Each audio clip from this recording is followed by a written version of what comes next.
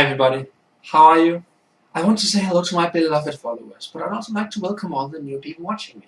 And that will actually be the point of this whole episode, to explain what the show is about to someone who's seeing me for the first time, and also I'd like to give a few examples about why I'm doing this.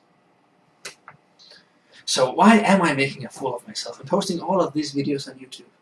Is it because I'm self-obsessed? I want to be famous? I want respect and I'm currently not getting any? Or any of these reasons? Yep. But in addition to all that, I'm also trying to get a message out. So what is that message? Well, I want as many people as possible to find out what they have inside their heads. It's not just filling. It's not just there to fill out the head. It can actually be used for something meaningful, something exciting, something amazing, and even something cool, if they just give it a chance. What are we humans actually capable of? What are our limits? Nothing. There's people who can do amazing things. There's even people who have learned the entire Bible by heart and knows it from heart. That's 66 books, 1,189 chapters, 31,102 verses, and more than 72 hours of reading material, all collected inside of the head. Now, that's amazing. And it's not just our mind that's amazing. Just try to look at these videos I've collected from YouTube.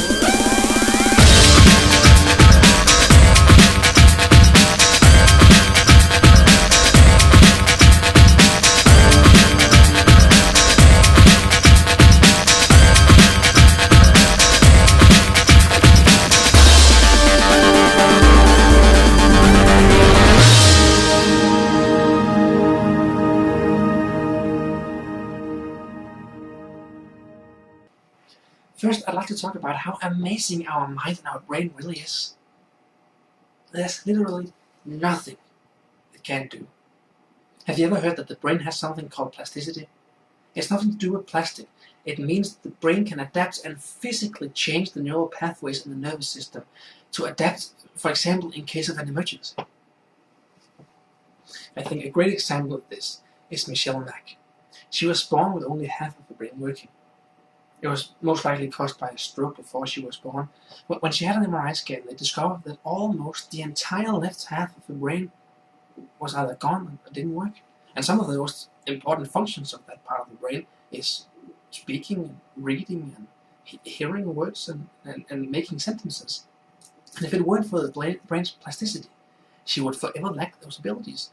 But the right side of the brain physically changed to allow Michelle to develop those skills so she could function normally.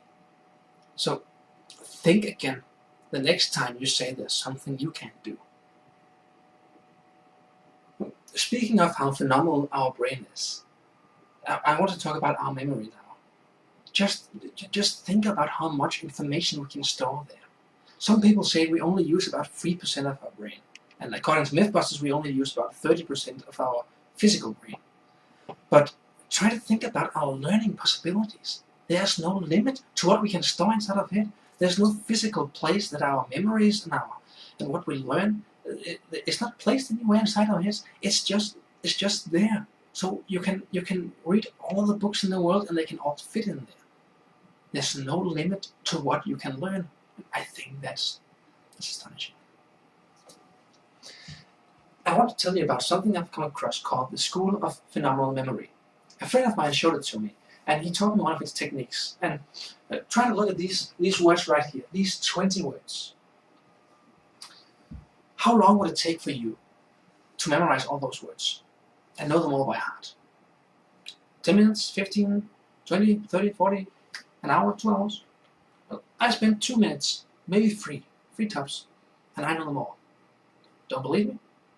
Okay, here goes. Remote, fire extinguisher, screen, phone, TV, plate, cat, pen, screwdriver, table, note, chair, keyboard, glasses, window, earmuffs, mouse, picture, Paris, cake. I haven't taken the course yet, the School of Phenomenal Memory course, but I certainly will. When you're finished, you should be able to learn an entire book word for word, relatively easy. Just imagine how much you could achieve, how much you could learn by doing that. As far as I understand it, it takes about a year to complete one lesson each week, I think. And it requires a certain amount of hard work and determination. But if it's true, it's certainly worth it. It's definitely worth it. But seriously, guys, your mind is one of the most important things you can train. It's a muscle. Go train it, go exercise it. And there's no limit to what you can accomplish if you just set your mind to it. You could be an Olympic athlete, an astronaut, a scientist, or even a YouTube moron like me. Anything's possible. But to change the subject completely, I've decided to bring a new part into the show. I call it useless trivia and fairly fun fact-finding, or UTFFFF. I'll be finding information that is either mostly unknown, or somewhat entertaining, fairly enlightening, reasonably informative, slightly illuminating, somewhat interesting, passably educational, moderately instructive, pretty peculiar, exceedingly extraordinary, and just jolly old fun. Number 1. In the 1830s, ketchup was sold as medicine. Number 2. Leonardo da Vinci could write with one hand and draw with the other at the same time. Number 3. If you want to wake up in the morning, apples are actually more efficient than caffeine. Number 4. Walt Disney was afraid of mice. Number 5. An ostrich's eye is bigger than its brain. I'll be finding 5 things for every show, and I'm not going to check if all of them are 100% accurate. That's not the meaning behind UTFFFF. I just want to make learning a little bit more fun. But the comment box is right underneath here, so if I say something that's not entirely true, then there's pretty much nothing I can do about it. But don't let that stop you. It's your responsibility as an internet video viewer to show your nerdiness to everyone by trolling every last person that makes a mistake on the internet. Come on, go do it, now! But to finish everything up, I'd like to welcome all of the new viewers and also thank all of my regulars. I really appreciate all the support you've been giving me. Oh yes, and one last thing. Last week, I saved a little homeless kitty. This one, right here. Oh.